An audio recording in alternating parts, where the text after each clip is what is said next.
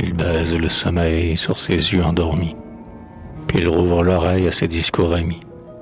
Il écoute, joyeux, et soudain son front change, comme s'il entendait le clairon de l'archange. J'aimerais mieux le voir à ce jour redouté. Il sera moins ému, quand le bronze irrité, franchissant ses eaux d'un repos séculaire, leur fera du Très-Haut aborder la colère. Un arrêt sans appel a proscrit son bonheur. Un sommeil corrompu redit son déshonneur, et le nom qu'il prononce est à lui seul un crime.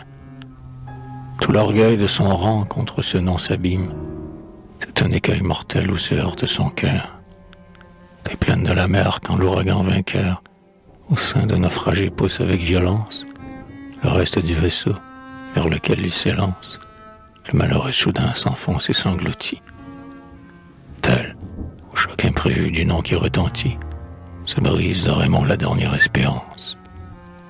A-t-on jamais connu cet excès de souffrance? Ce nom qui le terrasse est celui de son fils. Tous les genres de mort s'offrent à ses esprits. C'était son fils, Hugo, l'enfant de sa jeunesse, de celle que choisit sa première tendresse. Son premier fils, Hugo, l'enfant de ses amours, quand Blanche, trop crédule au feu de ses discours, l'espéra pour époux, mais crut, faible vassale, qu'elle pouvait orner une couche royale.